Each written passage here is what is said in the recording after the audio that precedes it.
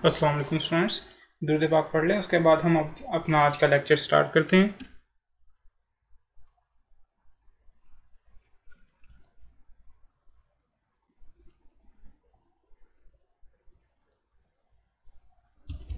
जी तो स्टूडेंट्स, हमारा chapter number 13 चल रहा था। आज हम इंशाल्लाह इस चैप्टर को ख़त्म कर रहे होंगे, relation of partners to third parties.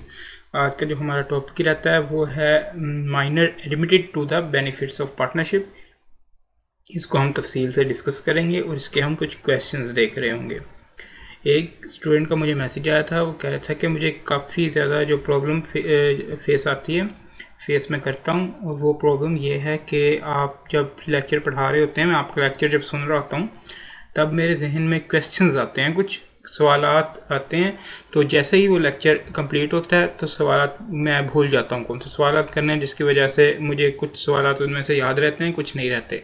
तो इस तरह की प्रॉब्लम अगर आप लोगों को भी आ रही हो, तो जैसे ही कोई क्वेश्चन जहन में आता है तो वीडियो को पॉज करके उसको जो है वो लिख लिया करें, नोट डाउन कर लिया करें, और उसके बाद आप लोग वो क्वेश्चन जो है वो पूछ सकते हैं। डिस्क्रिप्शन में मैंने अपना जो पर्सनल व्हाट्सएप नंबर है जिस पे आप क्वेश्चनिंग वगैरह कर सकते हैं वो दिया हुआ है। तो स्टार्ट करते हैं हम अपना आज का लेक्चर, जो है minor admitted to the benefits of partnership. देखें, जैसे मैंने लास्ट लेक्चर में बताया था कि ये लेक्चर उसके साथ कनेक्टेड है। जैसे हम देख रहे थे ना, ट्रांसफरी ऑफ पार्टनर्स इंटरेस्ट को, कि किस तरह एक जो पार्टनर था वो अपना इंटरेस्ट किसी और बंदे को ट्रांसफ़र कर रहा था, सब पार्टनर्स की मर्ज़ी के साथ, सब की कंसेंट के साथ। बिल्कुल इसी तरह यहाँ पे सब पार्टनर्स, कोई भी एक पार्टनरशिप, एग्जिस्टिंग पार्टनरशिप होती है, कोई भी एक पार्टनरशिप होती है, उसके सब पार्टनर्स अपनी मर्ज़ी से किसी भी माइनर को जो है वो पार्टनरशिप का इंटरेस्ट एक टाइप का ट्रांसफ़र कर रहे होते हैं।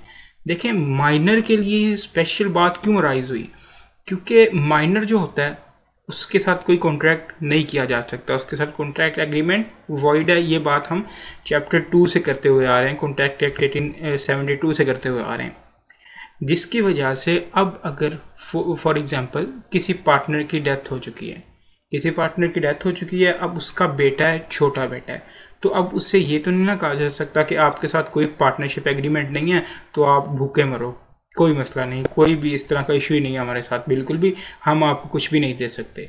इसी सिचुएशन को, इस तरह के क्वेश्चंस को जो है वो सोल्व करने के लिए लॉ ने ये प्रोविजन लिखी है, minor admitted to the benefits of partnership. जिस तरह से उस बंदे को ट्रांसफ़र किए जा रहे थे पार्टनरशिप के benefits, transferee of partners interest में, बिल्कुल इसी तरह माइनर को किए जा रहे होते हैं। उसके हम राइट्स देख रहे थे, उसकी हम डिसेबिलिटीज़ देख रहे थे, बिल्कुल इसी तरह हम माइनर के राइट्स, माइनर की डिसेबिलिटीज़ देख रहे होते हैं। तो सबसे पहले, since a minor is not capable of entering into a contract by or with a minor is void ab initio. तो पहली बात तो ये है, सिंपल सी बात, कि माइनर के साथ कोई भी कॉन्ट्रैक्ट नहीं किया जा सकता। Since partnership is formed by a contract, a minor cannot enter into a partnership agreement। तो ऑब्वियस सी बात है कि पार्टनरशिप जो है वो एक कॉन्ट्रैक्ट के थ्रू, एक एग्रीमेंट के थ्रू बन रही होती है, तो माइनर के साथ तो कॉन्ट्रैक्ट किया ही नहीं जा सकता, तो वो पार्टनर बन ही नहीं सकता। But with the consent of all partners for the time being, a minor may be admitted to the benefits of existing partnership। ऐसा नहीं हो सकता कि कोई नई पार्टनरशिप हम माइनर के साथ बनाने शुरू कर दें और उससे ट्रांसफ़र कर रहे हों उसके बेनिफिट्स जो हैं, ऐसा नहीं हो सकता। पार्टनरशिप पहले से एग्जिस्ट कर रही होनी चाहिए। ये बहुत इंपॉर्टेंट पॉइंट है कि पार्टनरशिप पहले से एग्जिस्ट करती हो, उसके बेनिफिट्स किसी जो माइनर को ट्रांसफ़र किए जा सकते हैं। इस पॉइंट को आपने अपने जहन में रखना है। The benefits of partnership include benefits which the minor would enjoy if he was a major। इस तरह के benefits, shares, profits जो वो enjoy करता अगर वो major था, अगर वो बड़ा था, उसी तरह के benefits उसको दिए जा रहे होते हैं। being minor किस तरह के दिए जा रहे होते हैं, डिटेल से हम आगे डिस्कस करेंगे। फिर वक्त समझने की बात यह है कि minor admitted to the benefits of partnership का कॉन्सेप्ट क्यों राइज हुआ, क्योंकि माइनर के साथ किसी किस्म का कॉन्ट्रैक्ट नहीं किया जा सकता, और पार्टनरशिप एक कॉन्ट्रैक्ट है। तो माइनर के हकूक़ के तहफ़्फ़ुज़ के लिए ये कंसेप्ट दिया गया कि वो पार्टनर तो नहीं बन सकता, लेकिन इन केस जैसे उसके किसी रिलेटिव की डेथ हो और वो लीगल जो उसका रिप्रेजेंटेटिव बन जाए, उसको कुछ ना कुछ तो बेचारे को मिलना चाहिए। तो इस तरह से इस कंसेप्ट के जो है अंडर उसको बेनिफिट्स ट्रांसफ़र किए जाते हैं। इसकी एग्जांपल देखें, Musharraf enters into a partnership with Karzai a minor for the benefits of Karzai.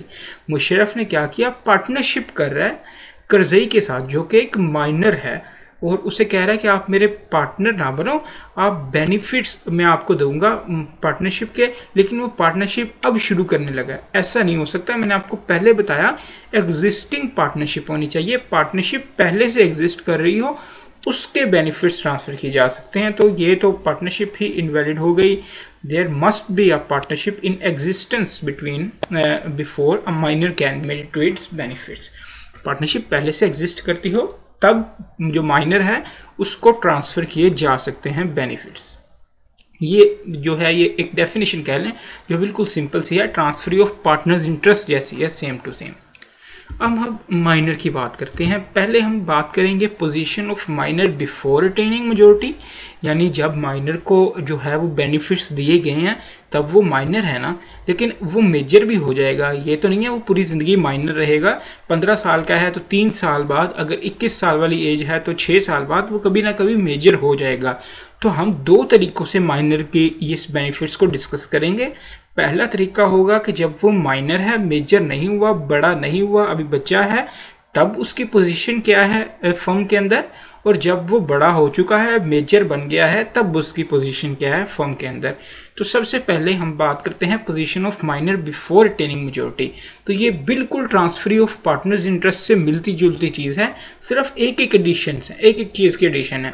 अगर आप लोगों ने वो कंसेप्ट अपना याद कर लिया ना, तो इसको याद करने में आप लोगों को बहुत ही ज़्यादा आसानी जो है वो आएगी।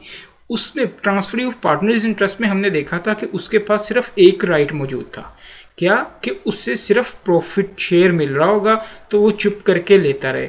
सेम पार्ट जो है वो माइनर के पास है, उसके पास ये राइट है कि उसकी जो प्रॉपर्टी है, जितनी प्रॉपर्टी उसको जो है वो ट्रांसफ़र की गई है, जिसका इंटरेस्ट उसको ट्रांसफ़र किया गया है, वो उसकी प्रॉपर्टी हो गई है, वो शेयर उसका हो गया है, वो हिस्सा उसका हो गया है। अब उसको उस हिस्से का जितना प्रॉफिट बनता है, जितना पार्टनर्स ने एग्री किया अब इतनी प्रॉपर्टी आपकी है तो इतना प्रॉफिट आपको मिलेगा, वो प्रॉफिट उसे मिलेगा ही मिलेगा। बिल्कुल यही partner transfer of partners interest में था, उसे भी वो प्रॉफिट मिल रहा था। ये राइट माइनर का भी होगा, ये ट्रांसफर ऑफ पार्टनर्स इंटरेस्ट का भी होगा। अगर आपने वो याद कर लिया तो ये पॉइंट आपको याद करने की जरूरत नहीं है। इसमें सिर्फ एक इजाफी पॉइंट है, उसको हम देख लेते हैं। सबसे पहले तो हम पहला पॉइंट दोबारा देखते हैं। The minor admitted to the benefits of partnership has right, कौन कौन से राइट हैं, to such share of profit and profits of the firm as agreed with the partners. जो पार्टनर्स ने एग्री कर दिया है उसका जो प्रॉफिट बनता है, उसका शेयर ऑफ प्रॉपर्टी जितना बनता है वो उसका हकदार है, वो उसका है, वो उसका मालिक है। नेक्स्ट जो इजाफी राइट इसको मिला है वो क्या है, to have access and inspect and copy any of the accounts of the firm. ये ब्रैकेट को फिलहाल इग्नोर करें, पहले हम अकाउंट्स की बात कर लेते हैं। अकाउंट्स की वो इस वजह से बात की है कि वो इंस्पेक्ट उसको कर सके, उनको कॉपी कर सके, उन तक एक्सेस कर सके कि वो अपना प्रॉफिट देख सके, क्योंकि वो बच्चा है तो उसको हम थोड़ा सा इजाफी एज दे रहे हैं। जब हम चैप्टर 2 पढ़ रहे थे तब मैंने कहा था बच्चे रियासत के लाडले होते हैं, तो इस हवाले से उसको थोड़ा सा इजाफी एज दिया जा रहा है कि आप अपना प्रॉफिट शेयर कम से कम असरटेन कर लो कि आपके साथ कोई फ्रॉड वगैरह तो नहीं कर रही पार्टनरशिप की जो मैनेजमेंट है, जो पार्टनर्स हैं। तो इसलिए उसको अकाउंट्स तक एक्सेस दी जाती है, सिर्फ अकाउंट्स तक।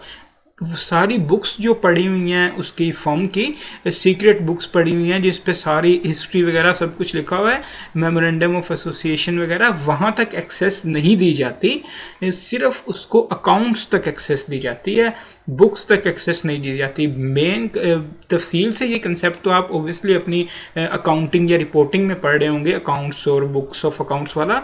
यहाँ पे आप यहाँ तक इतना समझें कि अकाउंट्स तक उसको एक्सेस दी जाती है जिसमें प्रॉफिट वगैरह की बात होती है, रोज़मर्रा की बात होती है, लेकिन बुक्स ऑफ अकाउंट्स तक उसको एक्सेस नहीं दी जाती। तो ये 2 राइट्स हैं। दो राइट्स हैं, पहला तो बिल्कुल ट्रांसफर ऑफ इंटरेस्ट वाला है, दूसरा जो है वो राइट वो डिफरेंट है। वो ये है, सिंपल सी बात है कि उसे अकाउंट्स तक एक्सेस हासिल होती है। नेक्स्ट है लिमिटेड लायबिलिटी। इसकी थोड़ी सी हम पहले भी बात की है, अब मैं आपको तफसील से बताता हूँ लिमिटेड लायबिलिटी और अनलिमिटेड लायबिलिटी क्या होती है। अब अपने जहन में दो सांचे ले आए। देखें, एक तो कंपनी होती है, कंपनी के मालिक जो होते हैं ना उसके शेयर होल्डर्स होते हैं, कंपनी के मालिक उसके शेयर होल्डर होते हैं।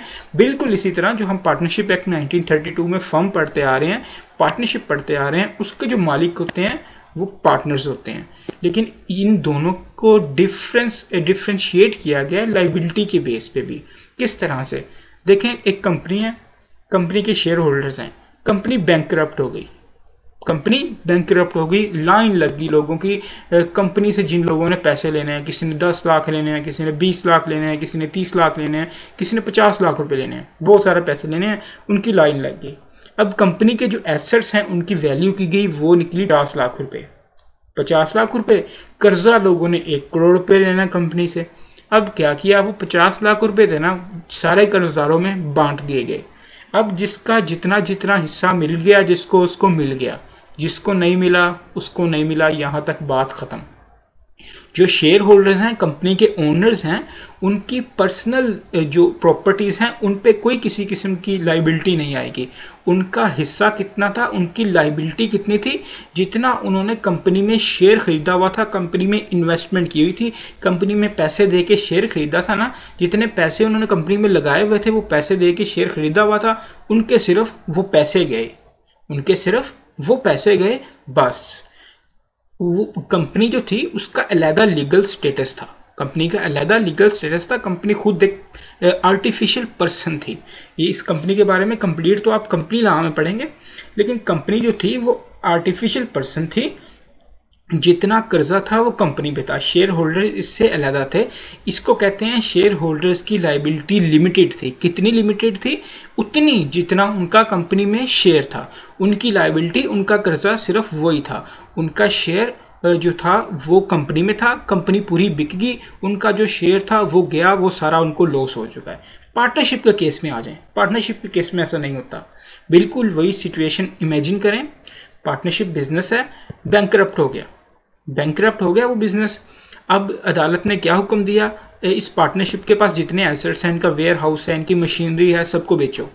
बेचे, 50 लाख रुपए बने। 50 लाख सब कर्जदारों में जिनसे कर्जा लिया हुआ था, क्रेडिटर्स थे जो, उनमें बांट दिए गए। बांटने के बाद फिर भी 50 लाख का बच गया। अब जो पार्टनर्स हैं उनके बैंक अकाउंट में जितना पैसा है वो निकलेगा। उससे भी पूरा नहीं हुआ, उनकी गाड़ियां निकलेंगी, उनके घर बिक जाएंगे, अब पार्टनर्स बैंकरप्ट हो जाएंगे। इसको कहते हैं अनलिमिटेड लायबिलिटी, इसको कहते हैं अनलिमिटेड लायबिलिटी। जो फर्म के पार्टनर्स होते हैं उनकी लायबिलिटी अनलिमिटेड होती है, कोई लिमिट नहीं होती। वो पूरे के पूरे रिस्पॉन्सिबल होते हैं, उन्होंने कर्जे पूरे करने हैं। वो फर्म दिवालिया होगी, उसके बाद वो खुद भी दिवालिया हो जाए, चाहे जो मर्जी हो जाए, हमने कर्जा पूरा करना है। जिसने जितना कर्जा देना है हमने वो देना ही देना है। इसको हम कहते हैं अनलिमिटेड लायबिलिटी। लेकिन कंपनी के केस में ऐसा नहीं है। कंपनी के जो शेयर होल्डर्स हैं उनकी लिमिटेड लायबिलिटी है, सिर्फ उतनी लायबिलिटी है जितना उनका कंपनी में शेयर है। ये बात आप लोगों ने लिमिटेड और अनलिमिटेड लायबिलिटी के अपने जहन में बिठा लेनी है। ये तो सिर्फ थी समझने की बात। अब मेन बात की तरफ आते हैं। जैसे कि मैंने आपको बताया कि जो पार्टनर्स हैं उनकी लायबिलिटी अनलिमिटेड है, लेकिन जो minor admitted to the benefits of partnership है, क्या वो एक पार्टनर है?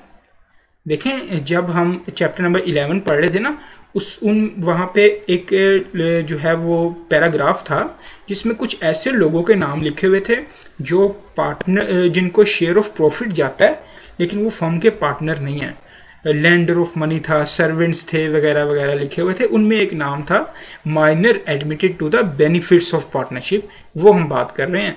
माइनर जो है उसको बेनिफिट्स ऑफ पार्टनरशिप मिल रहे हैं, लेकिन वो पार्टनर नहीं है, उसके साथ पार्टनरशिप का कोई कॉन्ट्रैक्ट, कोई एग्रीमेंट नहीं है, पार्टनरशिप के कोई एसेंशियल्स पूरे नहीं है। बिल्कुल इसी तरह ट्रांसफर ऑफ पार्टनर्स इंटरेस्ट जो है वो पार्टनर नहीं है, शेयर ऑफ प्रॉफिट ले रहा है, इधर भी वो पार्टनर नहीं है। तो पार्टनर नहीं है जिसकी वजह से उसकी लायबिलिटी अनलिमिटेड नहीं होगी। उसकी लाइबिलिटी लिमिटेड होगी। कितनी लिमिटेड होगी? जितना उसका शेयर है पार्टनरशिप में। फॉर एग्जाम्पल उसका फर्म में 20% शेयर है, 20% शेयर पे उसको प्रॉफिट मिलता है उसका। तो जैसे ही फर्म बैंकरप्ट हो जाएगी, अब जो उधार जिन्होंने उधार लेना है फर्म से, फर्म को बेचा जाएगा। अब माइनर का क्या जाएगा? माइनर का वो 20% शेयर जो फर्म में था, जो उसकी बिल्डिंग में था, उसकी मशीनरी थी, जो भी थी, वो सारी बिक जाएगी। जो माइनर है उसका वो हिस्सा डूब गया, उसे वो नुकसान हुआ। लेकिन जो पार्टनर्स हैं उनको और भी नुकसान बेयर करना पड़ेगा, उन्हें पर्सनली अपने जेब से पैसे पे करने पड़ेंगे सारे कर्जे उतारने के लिए। लेकिन माइनर के ऐसा नहीं करना पड़ेगा, क्योंकि पार्टनर्स की लायबिलिटी अनलिमिटेड है, माइनर की लायबिलिटी लिमिटेड है। कितनी लिमिटेड है? The minor admitted to the benefits of partnership is not personally liable for the acts of the firm, only his share in the firm is liable for such act। only his share वाली line आप underline करें कि सिर्फ उसका share जो है firm में, वहां तक वो लाइबल है, उससे ज्यादा वो लाइबल नहीं है, उसकी लिमिटेड लाइबिलिटी। ये तो अभी तक हम उसके भलाई की अच्छी चीज़ें की बातें कर रहे हैं, राइट्स ही एक किस्म के डिस्कस कर रहे हैं, राइट्स और लाइबिलिटी यहाँ तक। उसके बाद कुछ डिसेबिलिटीज़ भी हैं, जैसे ट्रांसफर ऑफ पार्टनर्स इंटरेस्ट की थी। पहली डिसेबिलिटी तो यही है ना कि उसको does not have status of partner, उसको हम पार्टनर नहीं कह सकते। ट्रांसफर ऑफ पार्टनर इंटरेस्ट की भी थी। ये लाइन आपको याद करने की जरूरत नहीं है, आप पीछे याद कर रहे हैं। आगे क्या है? May not sue partners for the profit and property. ये भी भाई उसमें बात थी, ये भी बात थी कि वो भी पार्टनर्स को सू नहीं कर सकता प्रॉफिट और प्रॉपर्टी के जो है वो बेस पे। लेकिन इसमें क्या है? Except after disconnecting his relation with the firms. ये तो कॉमन सेंस की बात है। क्या पार्टनर है, उसकी डेथ हो गई, उसका जो माइनर बच्चा था ना, उसको एडमिट कर लिया गया बेनिफिट्स ऑफ पार्टनरशिप के लिए। अब वो माइनर बच्चा कहता है कि भाई मुझे नहीं चाहिए आपके बेनिफिट्स, मेरा जितना शेयर बनता है ना वो मुझे दो और मुझे साइड पे करो, ठीक है? मुझे इतना शेयर दो और मुझे साइड पे करो। तो अब वो जो शेयर डिमांड कर रहा है, अपना हिस्सा डिमांड कर रहा है, साइड पे हो रहा है, वो डिस्कनेक्ट कर रहा है अपना रिलेशनशिप फर्म के साथ। अब वो सू कर सकता है, अदालत में जाए, अदालत को कहे कि ये मेरा हिस्सा नहीं दे रहे मुझे, अब वो सू कर सकता है। ये तो लॉजिकल सी बात है, कॉमन सेंस की बात है। लेकिन अदरवाइज अगर वो पार्टनरशिप के लिए एडमिट हो गया बेनिफिट्स के लिए, अब वो उनके साथ काम कर रहा है, वो किसी किस्म से सू नहीं कर सकता कि सर ये मुझे प्रॉफिट कम दे रहे हैं, ये मुझे ये कम दे रहे हैं, उसे अकाउंट्स मिल रहे हैं, तुम अकाउंट से चेक करो। लेकिन तुम सू नहीं कर सकते पार्टनर्स को, पार्टनर पे मुकदमा नहीं कर सकते जब तक आप माइनर हो। लास्ट क्या है? Is not entitled to have access to the books other than accounts. ये बात तो हमने राइट्स में भी पढ़ी है, ये तो वही वाली बात उसने इधर लिख दी कि वो बुक्स तक एक्सेस नहीं दी जा सकती उसे फर्म की, सिर्फ उसको अकाउंट्स तक एक्सेस दी जा सकती है। तो ये जो स्लाइड है ये राइट्स हैं, लिमिटेड लायबिलिटीज, डिसेबिलिटीज, ये सारे आपने याद करने हैं, क्रैम करना है, इनको रटा मारना है। बिल्कुल वो क्वेश्चन में कोई नहीं पूछेगा अकाउंट्स क्या होती हैं, बुक्स ऑफ अकाउंट्स क्या होता है, इनका डिफरेंस बताओ। वो सिर्फ पूछेगा कि भाई पोजीशन ऑफ माइनर, जब वो माइनर है तो उसके राइट्स क्या होंगे, लाइबिलिटीज़ क्या होंगी, डिसेबिलिटीज़ क्या होंगी। तब आपने ये चीज़ें लिख देनी है। तो इनको आपने अच्छी तरह याद करना है, रट्टा एक किस्म का मारना है। समझ आपको कम से कम थोड़ी थोड़ी आ चुकी है, इतनी समझ काफ़ी है। आपने इन सबको अच्छी तरह याद कर लेना है। समझने वाली मेन चीज़ है लिमिटेड लायबिलिटी और अनलिमिटेड लायबिलिटी। इसकी कैसी लिमिटेड लायबिलिटी है ये चीज़ आपने अंडरस्टैंड करनी है। बाकी ये सारी स्लाइड आप लोगों ने अच्छी तरह याद कर लेनी है। नेक्स्ट पार्ट की तरफ देखते हैं। देखें अब माइनर था, माइनर का हमने देख लिया कि माइनर को admitted to the benefits of partnership कर दिया। अब माइनर की क्या राइट्स हैं, लाइबिलिटीज़ हैं। अब माइनर ने बड़े भी तो होना है ना, कौन सा उसने हमेशा छोटा ही रहना है। वो 18 साल का 21 साल का हो रहा होगा। तो हम देखते हैं, अब पहले हम एक कंसेप्ट को समझ लेते हैं, उसके बाद आपकी बुक की तरफ आते हैं। बड़ा हो गया, अब वो मेजर बन गया, अब वो मेजर बन गया। अब क्या होगा आगे? जो माइनर था, छोटा था, उससे एडमिट कर लिया बेनिफिट्स ऑफ पार्टनरशिप के लिए, लेकिन अब वो बड़ा हो चुका है। हमारा मकसद तो मेन यही था ना कि जब वो छोटा है तो इस वजह से उसको हम पार्टनर नहीं बना सकते, क्योंकि पार्टनर जो है वो बड़े पार्टनरशिप का कॉन्ट्रैक्ट नहीं किया जा सकता माइनर के साथ, क्योंकि माइनर के साथ किसी भी किस्म का कॉन्ट्रैक्ट एग्रीमेंट वॉइड जो है वो तस्वर किया जाता है। लेकिन अब वो बड़ा हो गया, अब हमारा ये बहाना ख़त्म हो गया। अब क्या होगा, हम इसके लिए एग्जांपल ले लेते हैं कि एक माइनर था, वो उसने एडमिट किया बेनिफिट्स ऑफ पार्टनरशिप के लिए, और वो बड़ा हुआ। कब वो बड़ा हुआ, वो 18 साल का या 21 साल का हुआ। 1 जनवरी 2020 को वो 21 साल का हो गया। अब क्या होगा, अब आगे क्या होगा? अब माइनर ने सोचना है, क्या सोचना है कि वो पार्टनर बनना चाहता है कि नहीं, कि वो पार्टनर बनना चाहता है कि नहीं, क्योंकि अब वो पार्टनर बनने के लिए अहल हो चुका है। अब वो पार्टनर बनने के लिए अहल हो चुका है। अब उसने ये सोचना है कि वो जो है पार्टनर बनना चाहता है कि नहीं बनना चाहता। जो भी वो फैसला करेगा उससे वो जाके अपने पार्टनर्स, फर्म के सारे पार्टनर्स को नहीं बताना कि भाई मैं पार्टनर बनना चाहता हूँ या मैं पार्टनर नहीं बनना चाहता। जो उसका डिसीजन है ना, उसने आम आवाम को बताना है। अखबार में इश्तिहार दे दे, आजकल तो इंटरनेट का दौर है, ये यूट्यूब वगैरह पे, टीवी पे इश्तिहार दे दे, न्यूज़पेपर में दे दे, वो अलग अलग प्रोसीजर है जिस तरह बताना है। लेकिन उसने पब्लिक को बताना है। क्यों पब्लिक को बताना है? क्योंकि हम पीछे डिस्कस करते आ रहे हैं, पार्टनर्स एक दूसरे के एजेंट होते हैं। तो जब तक ये माइनर था इसके खिलाफ कोई मुकदमा नहीं हो सकता था। अब ये बड़ा हो चुका है, अब इसको बाउंड किया जा सकता है। एजेंसी का रिलेशनशिप इस पर अप्लाई हो सकता है, एजेंसी का रिलेशनशिप इस पर अप्लाई हो सकता है। ये प्रिंसिपल भी बन सकता है जिसकी बेस पे इसके खिलाफ थर्ड पार्टीज मुकदमे कर रही हो। तो इसको इस चीज़ से बचाने के लिए इसे पब्लिक नोटिस देना होगा, पब्लिक नोटिस देना होगा। देखें, बात समझें, माइनर था, 1 जनवरी 2020 को वो बड़ा हो गया। अब उसने सोचना है कि उसने पार्टनर बनना है कि नहीं, और ये सोच के पब्लिक को बताना है। कब तक? 6 माह का टाइम है उसके पास। 6 माह का टाइम है कि बच्चे आपके पास अब 6 माह है। आप 6 माह सोचो, आराम से फैसला करो, और 6 माह बाद पब्लिक को बताओ। अगर 6 माह की हम डेट कैलकुलेट करें तो वो बनेगी 1 जून 2020 को। 1 जनवरी 2020 को वो मेजर हुआ, वो बड़ा हुआ। 1 जून 2020 तक उसको टाइम दे दिया गया कि बच्चे आप सोचो, सोच के बताओ, पूरी पब्लिक को बताओ कि आप पार्टनर बनना चाहते हो या नहीं बनना चाहते, पार्टनर बनना चाहते हो या नहीं बनना चाहते। अब कई मूवीज़ आप लोगों ने देखी होंगी। एक बच्चा होता है गरीब से घराने में, या फिर अकेला सड़कों पे वो फिर रहा होता है, सड़कों पे रुलता फिर रहा है, मार खाता है, बड़ा होता है, थोड़ा संभलता है। अचानक एक बंदा उसके पास आता है, उसे कहता है जो तुम्हारा बाप था ना, वो इतना बड़ा बिजनेसमैन था, वो पार्टनर था, उसका इतना शेयर है, अब तुम सारी प्रॉपर्टी के मालिक हो, अब तुम सारी प्रॉपर्टी के मालिक हो। क्या जब उस बच्चे को पता नहीं थी ये बात, क्या वो तब मालिक नहीं था? कि जब उसे बताया वो तब भी मालिक बना है? वो तब भी मालिक था, वो पहले भी मालिक था, वो पहले भी मालिक था। जब वो पैदा हुआ वो उस प्रॉपर्टी का हिस्सेदार था, हकदार था। लेकिन उसे पता कब चला? 22 साल की उम्र में, 23 साल की उम्र में, 24 साल की उम्र में। तो ये प्रोविजन तो फिर यहाँ पे स्टैंड नहीं ना की कि जब मेजर हो गया उस बेचारे को पता ही नहीं कि ये सारी प्रॉपर्टी मेरी है, ये सारा कुछ मेरा है, लेकिन वो मेजर हो चुका है, उसको पता ही नहीं है। तो वो सोचेगा क्या 6 माह? वो क्या सोचेगा बेचारा कि मैं पार्टनर बनना चाहता हूँ कि नहीं बनना चाहता? दोबारा सुने, एक पार्टनरशिप फर्म है, एक माइनर है, एक माइनर है और उसका बाप वो पार्टनरशिप फर्म चलाता है। उसका बाप मर चुका है, उसका बाप मर चुका है। अब माइनर जो है वो admitted to the benefits of partnership हो गया, लेकिन माइनर को नहीं पता। माइनर को नहीं पता क्यों? क्योंकि वो घर से दूर है, वो कहीं भी है, वो कहीं सड़कों पे जो है वो अपनी ज़िंदगी गुजारता फिर रहा है, उसको नहीं पता। वो बड़ा हो गया, वो मेजर हो गया, वो 21 साल का हो गया, उसको नहीं पता, उसको नहीं पता। लेकिन लॉ ने तो हमें क्या कहा हुआ है कि जब मेजर हो गए, जिस दिन आप मेजर हो गए, आपको 6 माह का टाइम दिया जाएगा, सोच के बताओ आपने पार्टनर बनना है कि नहीं बनना।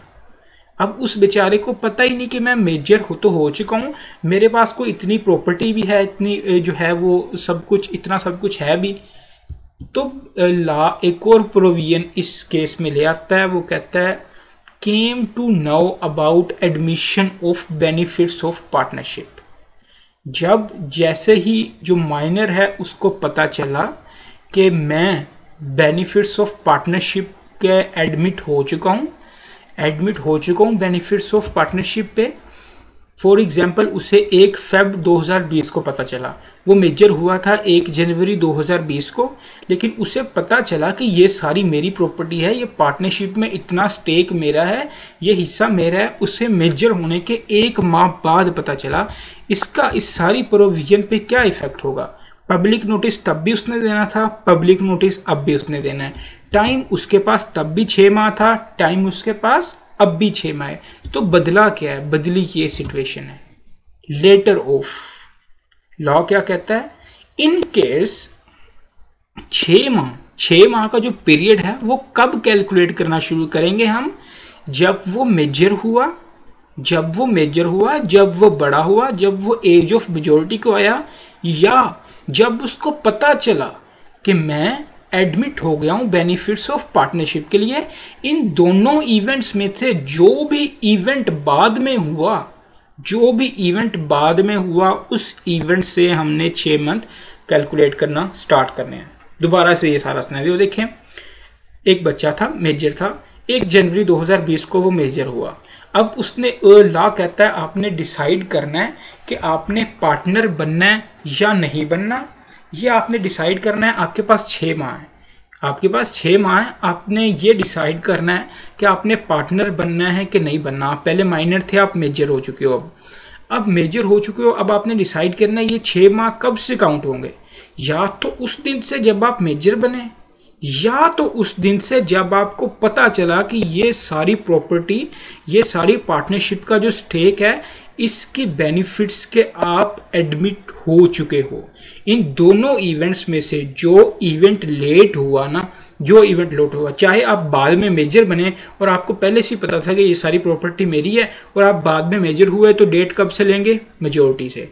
अगर आपको नहीं पता था, आप मेजर हो चुके हो लेकिन आपको नहीं पता ये सारी प्रॉपर्टी आपकी है, जब आपको पता चला, जब आप एडमिट हो गए बेनिफिट्स ऑफ पार्टनरशिप के लिए, ये पार्टनर्स पहले मान नहीं रहे थे कि हम इस बंदे को एडमिट करेंगे partners of benefits of partnership के लिए। जब पार्टनर्स मान गए, जब आप लोगों को पता चल गया, जब उस माइनर को पता चल गया कि जब ये जो है ये एडमिट हो चुका है बेनिफिट्स ऑफ पार्टनरशिप के लिए, और मेजर पहले हुआ था, उसे बाद में पता चला, तो हम स्टार्टिंग डेट कहाँ से होगी हमारे 6 मार्क्स की कैलकुलेशन की? जब उसे पता चला। अब इस केस में देखें, मेजर हुआ वो 1 जनवरी 2020 को, लेकिन उसे पता चला admission of benefits of partnership का 1 फरवरी 2020 को। तो मेरा नहीं ख्याल आप लोगों को ये बताने की ज़रूरत है कि जनवरी पहले आता है और फरवरी बाद में आता है। तो ऑब्वियसली फेब से 6 माह जो है वो कैलकुलेट किया जाएगा, और वो 6 माह बनेंगे 1 जुलाई 2020 तक। ये सिंपल सा केस है। ये सिर्फ आप अंडरस्टैंडिंग अभी देख रहा हूँ, अभी जो पढ़ना है वो हमने अभी पढ़ना है जो आपकी बुक में लिखा हुआ है। तो अभी फिलहाल इतना केस था। इसके बाद एक क्वेश्चन और अराइज होता है कि फर्ज करें अब जो है वो मेजर हो चुका है, लेकिन उस बच्चे को पहले से ही पता था। बच्चे को, अब आप जहन में क्वेश्चन आ सकता है, सर कोई बच्चा फ्रॉड भी कर सकता है। बच्चे को पहले से ही पता था कि मैं मेजर हो चुका हूँ, लेकिन वो मेजर हो गया। अब उसके पास 6 माह का टाइम था, उसने वो 6 माह का टाइम गुजार दिया। कोर्ट उसको बुलाती है, वो कोर्ट में जाके कहता है जी मुझे तो पता ही नहीं था, मैं एडमिट हो चुका हूँ बेनिफिट्स ऑफ पार्टनरशिप के लिए। अब क्या होगा? देखें, ऐसे ही वो बच्चा नहीं बच जाएगा। अगर वो कहता है ना कि मुझे बाद में पता चला कि मैं एडमिट हो चुका हूँ बेनिफिट्स ऑफ पार्टनरशिप के लिए, तो ये उसे प्रूफ करना पड़ेगा सबूतों के साथ कि मुझे बाद में पता चला, पहले मैं यहाँ था, पहले मुझे ये नहीं पता था, उससे क्वेश्चनिंग हो गई, वो बाकायदा उसको प्रूफ करेगा। तो इस हवाले से आप बेफिक्र हो जाए, फ्रॉड वगैरह नहीं हो सकता इस केस में। लॉ ने बड़ा अच्छा सिस्टम जो है वो सेट किया हुआ है। नेक्स्ट, अब 6 माह का उसके पास टाइम है। जैसे इस केस में उसके पास 1 जुलाई 2020 तक का टाइम है। अब वो 1 जुलाई 2020 तक पब्लिक नोटिस नहीं देता, 1 जुलाई 2020 तक पब्लिक नोटिस नहीं देता, तो फिर क्या होगा? फिर fail to give public notice in case वो बन जाएगा पार्टनर। बस, अब पार्टनर्स सब लोग, लॉ भी उसको पार्टनर समझेगा। उसके पास 6 माह का टाइम है। 6 माह कब से कैलकुलेट करने शुरू करने हैं? जब वो मेजर हुआ या उसको पता चला कि वो एडमिट हो चुका है बेनिफिट्स ऑफ पार्टनरशिप के लिए। इन दोनों इवेंट्स में से जो इवेंट बाद में हुआ, आपको जो क्वेश्चन आएगा उस क्वेश्चन में साफ पता वो बताया हुआ होगा उसने कि वो इस डेट को मेजर हुआ था और इस डेट को उसको पता चला था कि वो एडमिट हो चुका है बेनिफिट्स ऑफ पार्टनरशिप के लिए। दोनों डेट्स दी होंगी, तो आपने दोनों डेट्स को देखना है कि बाद में कौन सा इवेंट हो रहा है, और जो इवेंट बाद में हो रहा है वहां से आपने 6 माह का जो टाइम है उसको कैलकुलेट करना है। अगर 6 माह के टाइम के बाद भी वो नोटिस नहीं देता, पब्लिक नोटिस उसने देना है, उसने बताना है कि वो पार्टनर बनना चाहता है कि नहीं बनना चाहता, लेकिन वो पब्लिक नोटिस नहीं दे सका, तो क्या होगा? तो ये होगा कि उसको पार्टनर तस्वुर कर लिया जाएगा बाय लॉ। बस ये लॉ ने कह दिया। इसकी क्या जो है वो लॉजिक है, वो यही है कि लॉ ने कहा है भाई, बस ये बात खत्म। ये हमारा सांचा था। अब इसको IKF स्टडी टेक्स्ट में किस तरह से लिखा हुआ है उसको हम देख लेते हैं। हम बात कर रहे हैं कि जब वो माइनर मेजर हो चुका है, पोजीशन ऑफ अ माइनर और ऑन अटेनिंग मेजॉरिटी, तब क्या होगा? डिसीजन टू कंटिन्यू और लीव, डिसीजन टू कंटिन्यू और लीव, कि वो डिसाइड करेगा कि उसने अब रहना है या जाना है, अब उसने पार्टनरशिप में रहना है या जाना है। कैसे डिसाइड करेगा? On attaining majority the minor partner has to decide within 6 months whether he shall continue in the firm और लीव इट। 6 माह का टाइम होगा। 6 माह के अंदर वो माइनर पार्टनर डिसाइड करेगा कि उसको रहना है या जाना है। अब ये 6 माह कब से कैलकुलेट होंगे? These 6 months are counted from the date whichever is later. कि नीचे 2 कंडीशंस जो आपको शो हो रही हैं स्लाइड पे, इन 2 कंडीशन में जो भी इवेंट, इन 2 इवेंट्स में से जो भी इवेंट बाद में हुआ उस डेट से हम 6 months काउंट करना स्टार्ट करेंगे। कौन से इवेंट्स हैं? ऑफ हिज अटेनिंग मेजॉरिटी, कि जब वो मेजर हुआ, वो बड़ा हुआ, और when he first comes to know that he had been admitted to the benefits of partnership, जब उसे पहली बार पता चला कि भाई ये सारी प्रॉपर्टी तो मेरी थी, मैं तो एडमिट हो चुका हूँ बेनिफिट्स ऑफ पार्टनरशिप के लिए। इन दोनों इवेंट्स में से जो इवेंट बाद में हुआ उस इवेंट से हम 6 माह कैलकुलेट करेंगे, और 6 माह कैलकुलेट करने की जो डेट है उस डेट तक उसके पास टाइम है कि वो सोच विचार करे। अब वो बड़ा हो गया, अपने फैसले खुद ले सकता है, वो फैसला करे कि वेदर के उसने कंटिन्यू करनी है पार्टनरशिप या लीव करनी है partnership. The burden of proving the fact that such minor had no knowledge of such admission until a particular date after the expiry of 6 months of his attaining majority shall lie on such partner। अगर वो partner कहता है कि भाई मुझे पता ही नहीं था कि मैं मेजर हो चुका था, लेकिन मुझे पता ही नहीं था कि मैं एडमिट हो चुका हूँ बेनिफिट्स ऑफ पार्टनरशिप के लिए, तो ये उसकी बात कहना उसे खुद साबित करना होगा। इसका बर्डन, इसको साबित करने का बोझ उस माइनर पे होगा। वो माइनर खुद साबित करेगा कि मैं इस तरीक को बढ़ा हूँ, लेकिन मुझे ये बात नहीं पता थी कि मैं इस जो पार्टनरशिप है इसके बेनिफिट्स के लिए एडमिटेड हो चुका हूँ, तो ये बात मुझे इस तरीक को पता चली है। ये साबित वो माइनर बच्चा, वो माइनर जो अब मेजर हो चुका है, वो admitted to the benefits of partnership, वो बंदा खुद इस बात को प्रूव करेगा। Within this period, he should give a public notice of his choice to become or not to become a partner। इस पीरियड के दौरान, ये 6 माह के दौरान वो क्या फैसला करेगा? वो ये फैसला करेगा कि उसे पार्टनर बनना है या पार्टनर नहीं बनना फर्म में। If he fails to give a public notice, अगर वो फैसला नहीं कर पाता, वो कोई पब्लिक नोटिस नहीं देता, ना वो हाँ करता है ना वो ना करता है, तो क्या होगा? He is deemed to have become a partner in the firm on the expiry of 6 months। तो 6 माह के बाद क्या किया जाएगा? ये तस्वुर किया जाएगा कि वो बच्चा, वो जो माइनर है, वो अब मेजर हो गया था, तो अब वो पार्टनर बन चुका है। 6 माह के बाद ये तस्वुर किया जाएगा कि अब वो पार्टनर बन चुका है। बस ये सिंपल सी बात थी। यही चीज़ पीछे हमने डायग्राम में डिस्कस की है। इसको भी आपने याद कर लेना है। बेसिकली तो ये समझने वाली बात थी, बेसिक समझने वाली बात वो मैं आपको समझा चुका हूँ, लेकिन आप लोगों ने इसको याद भी अच्छे तरीके से कर लेना है। इसकी हम एग्जांपल देखते हैं। Selina a minor was admitted to the benefits of a firm consisting of Angelina, Jennifer and Julia। 3 adult partners, 3 adult partners हैं और सेलिना जो कि एक माइनर है जो जिसमें ये 3 पार्टनर हैं, उसने वो एडमिटेड हो गई है बेनिफिट्स ऑफ पार्टनरशिप के लिए। Within 6 months after attaining majority, Selena gives public notice that she has become a regular partner. अब 6 माह का उसके पास टाइम था जब वो मेजर हुई कि सोचो भाई, सोच के बताओ पार्टनर बनना है कि नहीं बनना। उसने 6 माह का टाइम यूटिलाइज करके उसने बता दिया कि भाई मुझे पार्टनर बनना है।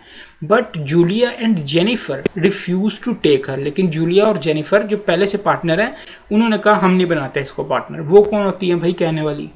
जब अगर तुम्हें कोई इतराज़ था तो इतराज़ तब उठाना था ना जब आप उसको एडमिट करवा रहे थे बेनिफिट्स ऑफ पार्टनरशिप के लिए। हम पहले पेज पढ़ के आए हैं, जब माइनर को admit to the benefits of partnership करवा रहे होते हैं तो सब पार्टनर्स की मर्जी से हो रहा होता है।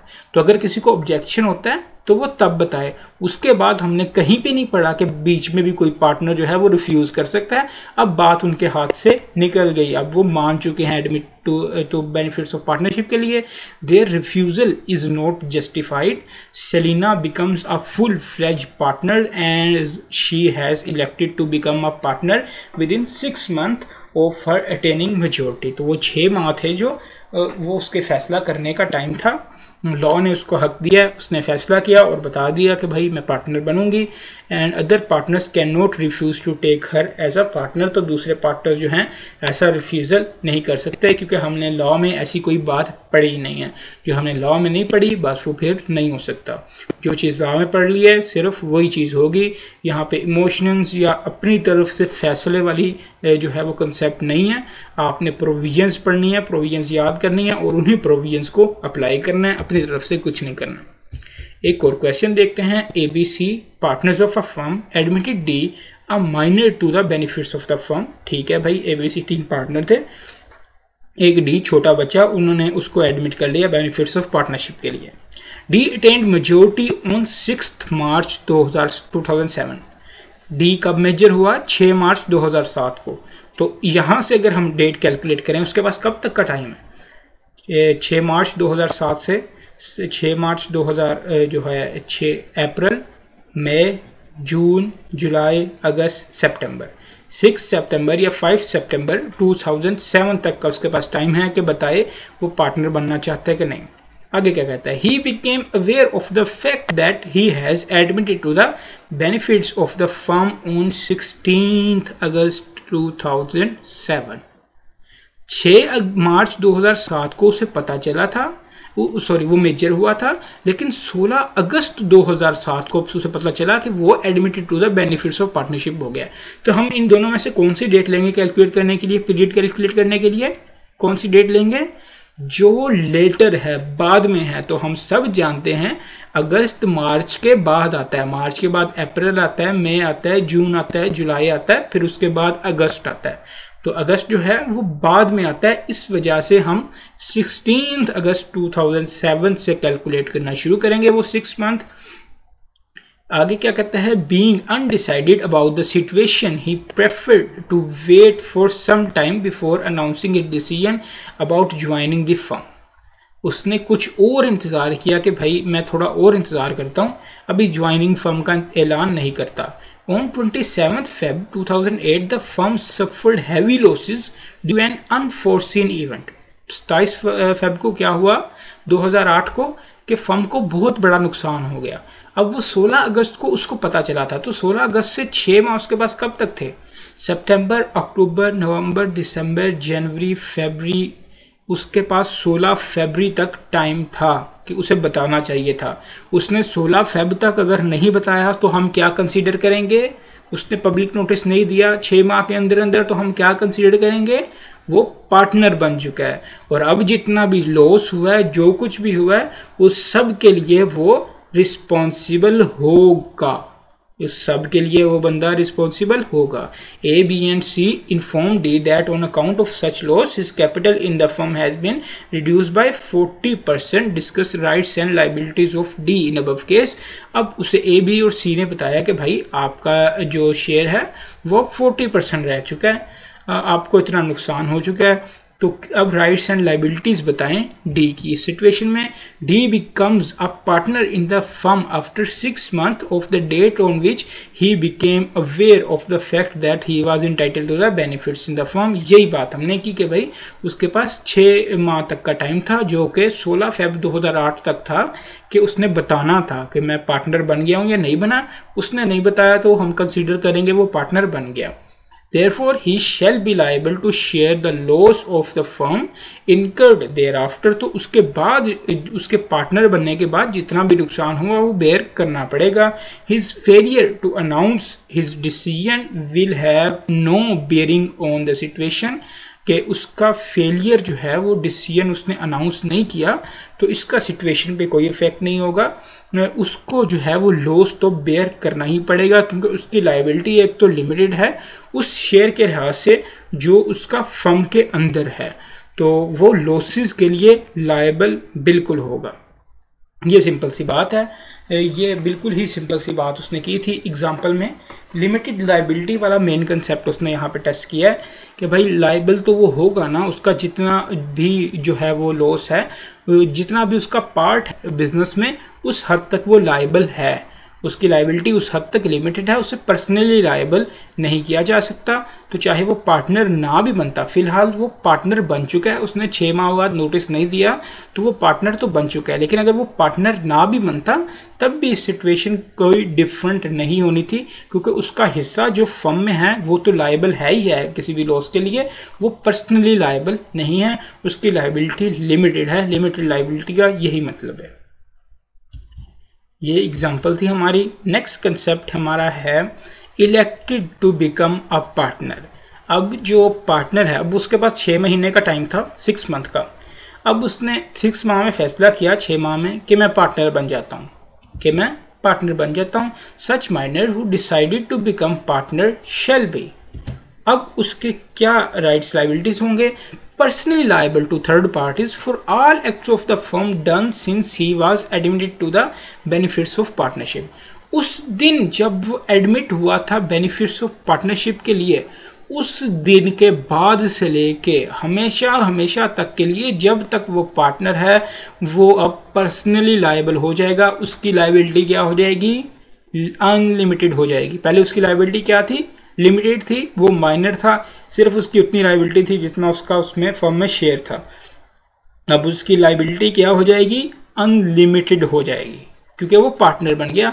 अब उसकी राइट्स लायबिलिटीज पार्टनर वाले हो जाएंगे। Entitled to same share in the property and profits of the firm which he was entitled as a minor. तो माइनर एज अ माइनर उसे जो प्रॉपर्टी और जो प्रॉफिट उसका था वो तो उसका रहेगा ही रहेगा। ये तो बात आप ना भी बताते ही तो हमें पता थी, लेकिन मेन चेंज जो आया है, पहले उसकी लायबिलिटी लिमिटेड थी, अब उसकी लायबिलिटी अनलिमिटेड हो जाएगी। उसका शेयर प्रॉपर्टी वाला और उसका प्रॉफिट शॉफिट जो भी था वो उसको वैसे ही मिलता रहेगा। तो जैसे ही वो पार्टनर बन गया तो ऑब्वियसली सारे उसके हकूक ऑफ राइट्स पार्टनर्स वाले हो जाएंगे। ये बात ना भी बताते तो हम rights and duties and liabilities बड़ी डिटेल से डिस्कस करके आ चुके हैं कि पार्टनर्स के राइट्स क्या होते हैं, उसकी ड्यूटीज क्या होती हैं। अब elected not to become a partner, अब वो पार्टनर नहीं बना। उसने 6 माह के पास टाइम था। फर्म ने कहा भाई डिसाइड करें आप 6 माह के लिए, अगर पार्टनर बनते हैं तो पब्लिक को नोटिस दे दें। वो पार्टनर नहीं बना, उसने पब्लिक को नोटिस दे दिया, अखबार में इश्तिहार दे दिया कि मैं इस फर्म का पार्टनर नहीं हूँ। अब क्या होगा? Where such minor elects not to become a partner, अब उसके राइट एंड लायबिलिटीज क्या हो जाएंगी? His right and liabilities are as minor shall continue to the date of public notice। जब तक उसने पब्लिक नोटिस दिया ना, जिस डेट को उसने पब्लिक नोटिस दिया कि मैं पार्टनर नहीं हूँ, उस डेट तक उसकी जितनी राइट एंड लायबिलिटीज थी एज ए माइनर वाली, जो हमने पहले पेज पे पढ़ी हैं इस टॉपिक के, बिल्कुल वही वाली रहेंगी, वही राइट एंड लायबिलिटीज उसकी रहेंगी। ठीक है जी, ये तो सिंपल सी बात होगी। आगे क्या कहता है? His share shall not be liable for any acts of the firm done after the date of public notice। अब उसने पब्लिक नोटिस दे दिया, अब वो फर्म का पार्टनर नहीं रहा, तो उसका जो हिस्सा है ना, उसका जो फर्म में हिस्सा है, अब वो भी फर्म के किसी काम के लिए लायबल नहीं रहेगा।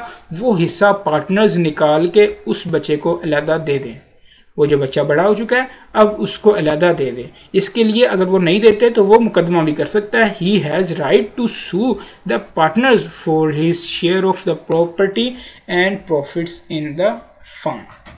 सिंपल सी बात है। इस पेज को हम दोबारा से एक बार देखते हैं कि हमने अभी बात की कि 6 माह का टाइम है माइनर के पास कि जब वो मेजर हो गया या फिर वो मेजर हुआ है या फिर उसको पता चला है कि वो admitted to the benefits of partnership हो गया। इन दोनों इवेंट्स में से जो इवेंट्स लेट हुआ है, बाद में हुआ है, उस डेट से लेके उसके पास 6 माह तक का टाइम है कि वो डिसाइड करे पार्टनर बनना चाहता है कि नहीं बनना चाहता। अगर तो वो डिसाइड करता है कि वो पार्टनर बनना चाहता है तो फिर सारा कुछ पार्टनर्स वाला उस पर एप्लीकेबल हो जाएगा। उसकी लाइबिलिटी लिमिटेड थी अनलिमिटेड हो जाएगी, वो पर्सनली भी लाइबल होगा। अब अगर फर्म बैंकरप्ट होती है तो जिस तरह पार्टनर्स के घरों से उनके बैंक अकाउंट से हिस्सा निकाला जा रहा होगा कर्जे उतारने के लिए, बिल्कुल इसी तरह उस माइनर जो कि मेजर हो चुका है उसके घर से भी उसके बैंक अकाउंट्स भी खाली किए जा रहे होंगे और उसका शेयर जो प्रॉफिट वाला था और जो उसका जो है वो प्रॉपर्टी वगैरह थी वो बिल्कुल वैसी की वैसी उसको मिल जाएगी जैसे ही वो जो है वो बेनिफिट्स ऑफ पार्टनरशिप के लिए एडमिट किया था। अब वो पार्टनर बन चुका है तो उसका तो वो हकदार होगा ही होगा, प्रॉफिट तो उससे मिलता जा रहा ही होगा, वो तो सब कुछ वैसे ही चल रहा होगा। लेकिन जब वो पार्टनर नहीं बना, अब उसने पब्लिक नोटिस दिया है कि भाई मैं पार्टनर नहीं हूँ, तो जिस दिन उसने पब्लिक नोटिस दिया ना उस दिन तक तो सब काम जो है वो माइनर वाला ही चल रहा है। उसके जितने राइट्स हैं, जितनी लायबिलिटीज़ हैं वही हैं जो माइनर की थी।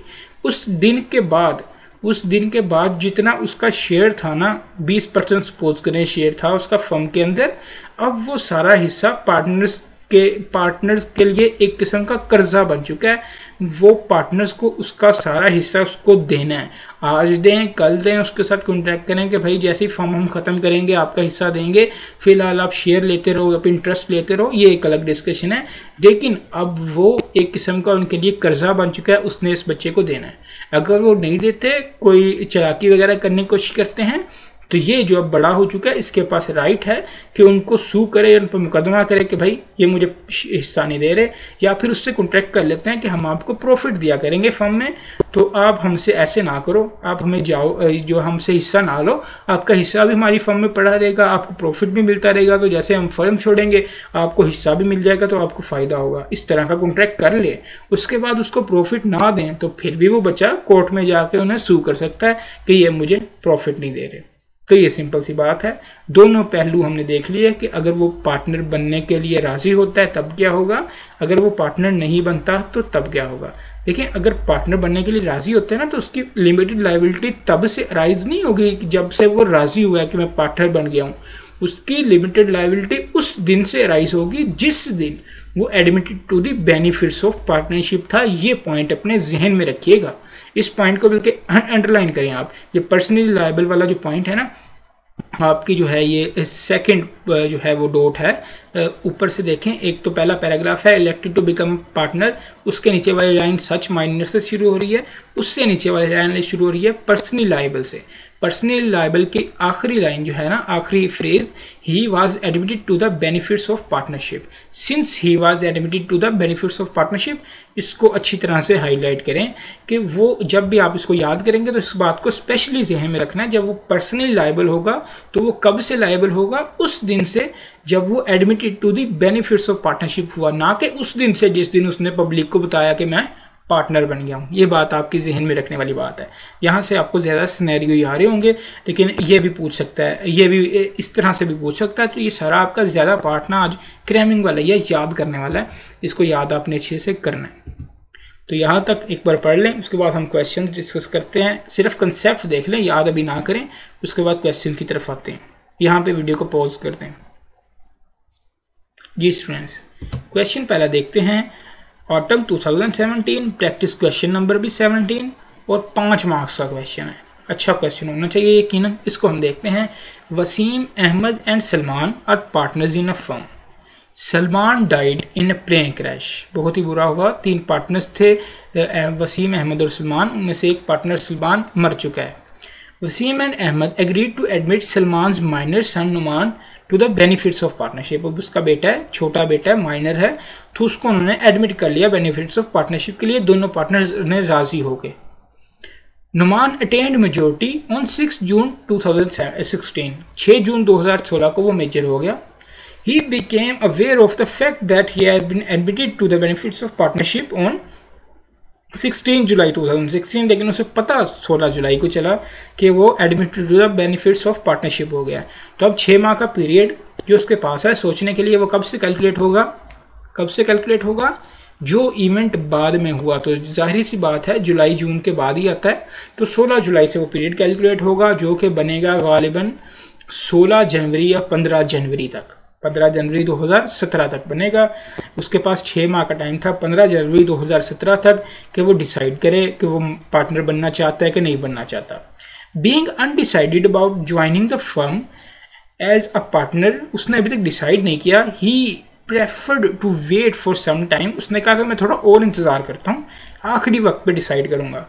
On 10 January 2017, the firm suffered heavy losses due to a fire in which in one of its factories. उनकी फैक्ट्री में भाई आग लग गई, बहुत बड़ा नुकसान हो गया।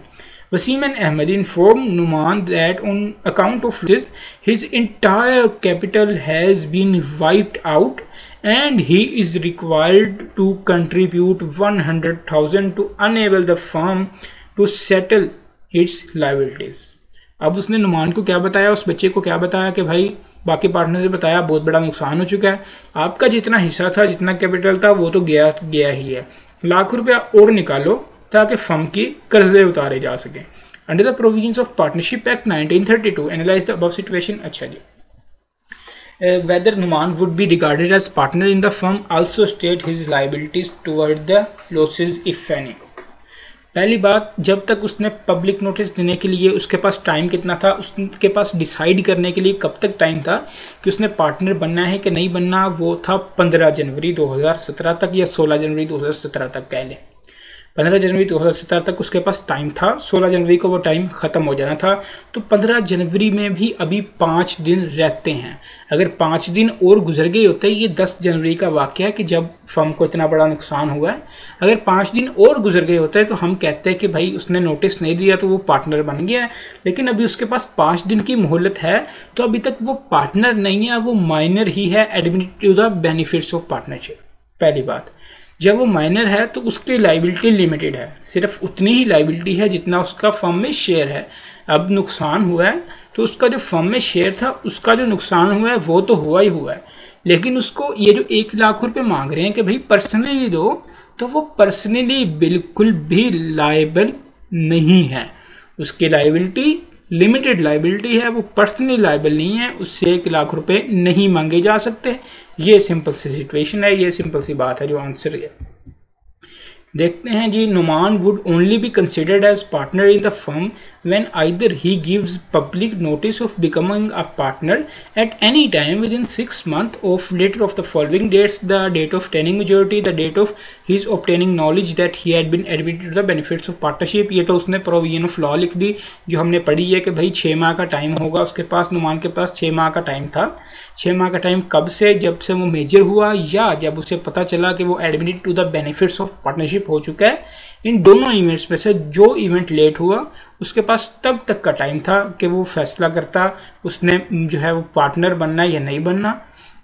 लेकिन अभी वो टाइम 15 जनवरी को पूरा होगा। If Numan fails to give such notice he shall become a partner. अगर फेल हो जाता है नोटिस देने से तो वो पार्टनर बन जाता on expiry of above 6 months, जैसे कि फॉर एग्जांपल इस केस में 15 जनवरी 2017 इन द गिवन केस। जैसे कि इस केस में 15 जनवरी 2017 तक उसके पास टाइम था, उसने बताना था कि मैंने पार्टनर बनना है कि नहीं बनना। Since up to 10 January 2017 when the firm suffered heavy losses, नुमान's status in the firm had not been determined. तो जब तक आग लगी है तब तक नुमान का स्टेटस फर्म में क्या है ये डिटरमाइन नहीं किया गया।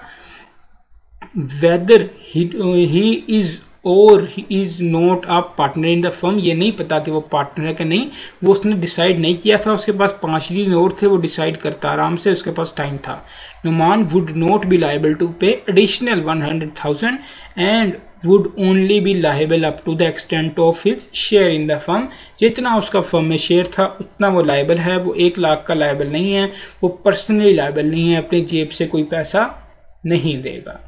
तो ये सिंपल सा केस था। बिल्कुल देखें जिस तरह की हमने डिस्कशन की, केस स्टडी भी उसने उन्हीं प्रोविजंस को यूज़ करके केस स्टडी बनाई है, और केस स्टडी में 5 नंबर की थी, उसने चीज़ें क्या क्या लिखी हैं, एक तो अपना डिसीजन लिखा है कि भाई 1 लाख रुपए का वो लायबल नहीं है, एक उसने प्रोविजन लिखी है और जो आपको नज़र आ रही है कि भाई डेट ऑफ अटेनिंग मेजोरिटी और डेट ऑफ ऑब्टेनिंग नॉलेज वगैरह प्रोविजन लिखी है। फ़र्ज़ करें उसने 1 नंबर जो है वो डिसीजन के लिए रखा हुआ, 2 नंबर उसने प्रोविजन के लिए रखे हुए और 2 ही नंबर उसने ये डिस्कशन की है नुमान वाली और ये 15 जनवरी वगैरह वाली इसके लिए रखे होंगे। इस तरह से एग्जामिनर जो है वो मार्क्स पूरे कर रहा होता है।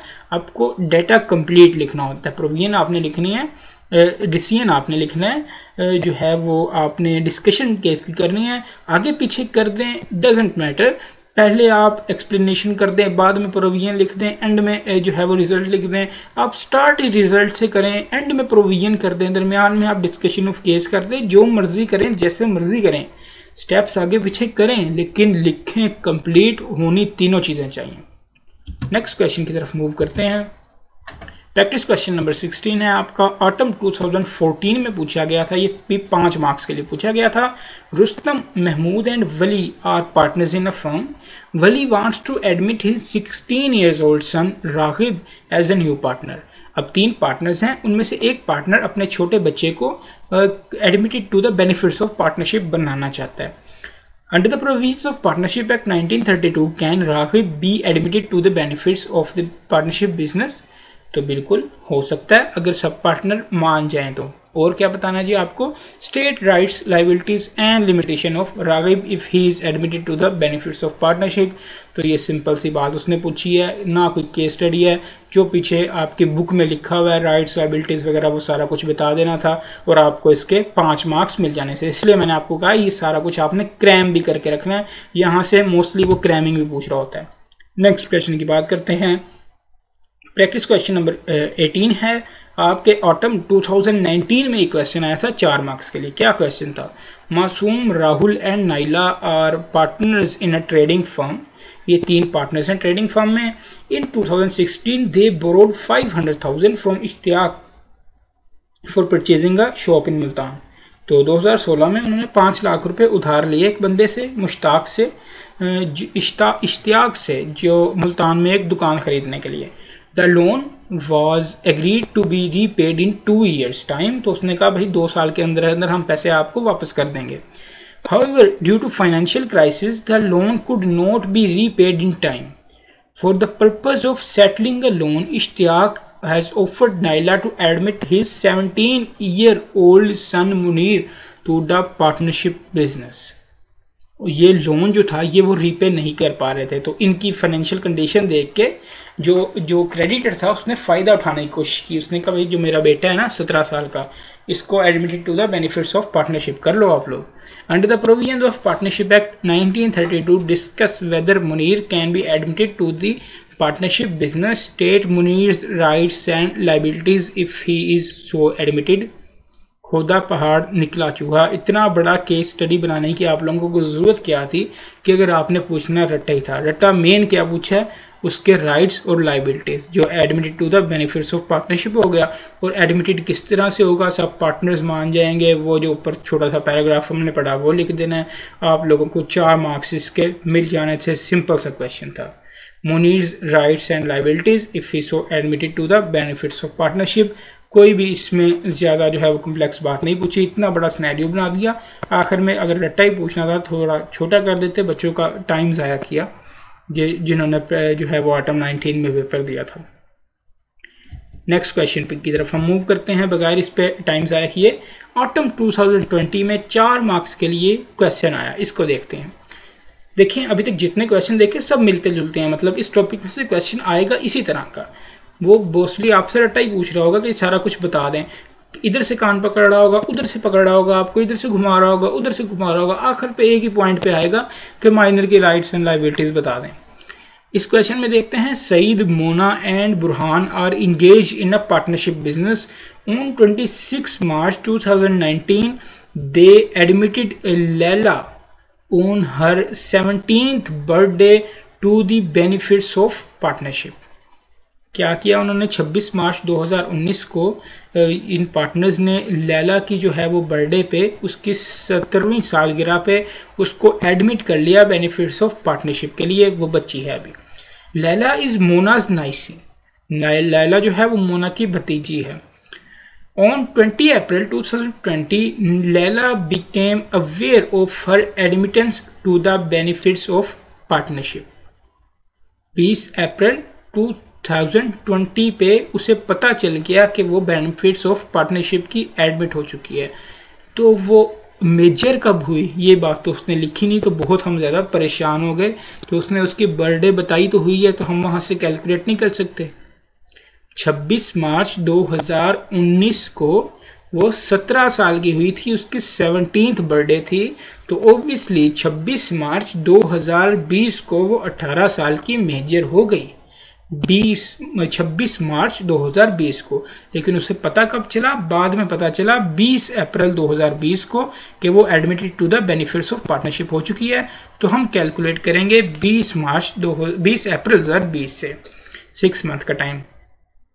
उसके बाद on acquiring the knowledge she immediately gave notice to Saeed, Mona and Burhan that she intends to be their partner under the provisions of partnership act 1932, discuss whether Laila would be regarded as a partner in the firm with effect from the date of her notice, जैसा कि 20 अप्रैल 2020। Also describe Laila's liability with regard to the firm debt once she became a partner. उसने बोला भाई अब लैला जो है वो partner बन चुकी है, उसने क्योंकि नोटिस दे दिया है तो वो पार्टनर बन चुकी है और उसकी लाइबिलिटी 20 अप्रैल 2020 से अराइज हुई है। अब ये क्वेश्चन आप लोगों ने लाजमी आप लोगों को क्लिक करना चाहिए कि उसकी लाइबिलिटी कब से राइज हुई है। मैंने स्पेशली आप लोगों को अंडरलाइन करवाया था। आगे वो क्या कहता है कि also describe Laila's liability with regard to the firm's debt once she become a partner. जब वो पार्टनर बन गई है तब उसके जो है वो फ्राइज क्या होंगे, उसकी लाइबिलिटी तब क्या होगी, ये बताना था। ऑटम 2020 अभी की बात है, रिसेंट अटेम्प्ट का क्वेश्चन है। 20 जो है वो 4 मार्क्स के लिए, मतलब रिसेंट का तो नहीं है लेकिन ज़्यादा दूर भी नहीं है, पास का ही क्वेश्चन है, 4 मार्क्स के लिए।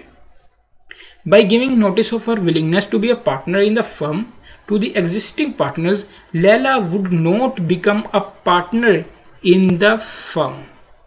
By giving notice of her willingness to be partner in the firm to existing partners, Laila would not become a partner in the firm। इस तरह से एग्जामिनर आपको घुमाता है।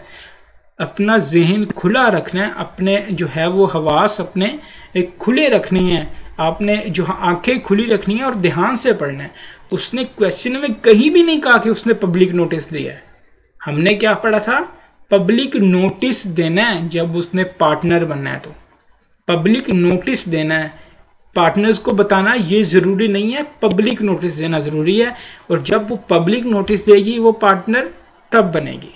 In order to become a partner, Laila may give a public notice that she had elected to become a partner in the firm, and such notice may be given at any time within 6 months of her attaining majority, i.e. for example 26 September 2020, or her obtaining knowledge that she has been admitted to the benefits of partnership 20 October 2020, whichever date is letter, जो भी बाद में हुआ। तो बाद में obviously क्या हो रहा है? अक्टूबर वाला event. And such public notice shall determine her position as regards the firm. और जो उसका पब्लिक नोटिस होगा कि उसने पार्टनर बनना है कि नहीं बनना, वो पब्लिक नोटिस डिसाइड करेगा कि अब उसकी पोजीशन क्या है। तो ये बात आप अपने जहन में रखनी है। If Laila fails to give public notice till 20 October 2020, 20 अक्टूबर क्यों है? क्योंकि 26 जो है वो मार्च को वो हुई थी 18 साल की, वो मेजर हुई थी। लेकिन उसे पता कब चला था? 20 अप्रैल को। तो हमने दिन कब स्टार्ट किए गिनना? 20 अप्रैल से। तो वो 20 अप्रैल से 20 अक्टूबर 2020 को 6 मंथ्स बने, क्योंकि हमने लेटर ऑफ देखना होता है, जो इवेंट बाद में हुआ वहाँ से पीरियड कैलकुलेट करना स्टार्ट करना है। She will become a partner in the firm on the expiry of said 6 month. अगर 6 माह में वो नोटिस नहीं देती, 6 माह का पीरियड एक्सपायर हो जाता है, 20 अक्टूबर की डेट गुजर जाती है, तब भी वो पार्टनर कंसीडर कर ली जाएगी। Laila's liability with regard to the firm's debt, Laila would be personally liable to third parties for all the debts of the firm from the date she was admitted to the benefits of partnership. इस question में जो main बात थी, जो main चीज़ थी, जो पहले अभी तक आपने नहीं देखी, जो घुमाने वाली बात थी, वो थी उसने कहीं भी ये क्वेश्चन में नहीं कहा था कि लेना ने पब्लिक नोटिस दिया है।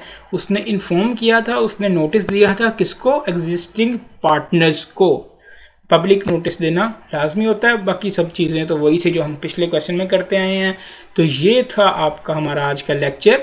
कल आप लोगों का इस 3 चैप्टर्स का टेस्ट होगा। कल पूरा दिन लें, आज का पूरा दिन लें, चाहे तो 1-2 दिन आगे और ले लें, कोई मसला नहीं है। आप 1-2 दिन ऑफ कर लें आराम से, बड़ा टाइम है हमारे पास। 57 तो टोटल हमारे लेक्चर्स हैं, हमने बहुत जल्दी इसको ख़त्म कर लेना है। 2 दिन 3 दिन ले लें, लेकिन इन तीनों चैप्टर्स को तैयार करें। तैयार करके टेस्ट दें अपना। 60 मार्क्स का ऐसे लर्निंग पे आपका टेस्ट है ये वाला। तो चलते मिलते हैं इंशाल्लाह परसों अपने नेक्स्ट चैप्टर के साथ, नेगोशिएबल इंस्ट्रूमेंट एक्ट वाले चैप्टर के साथ। तब तक के लिए अल्लाह हाफिज़।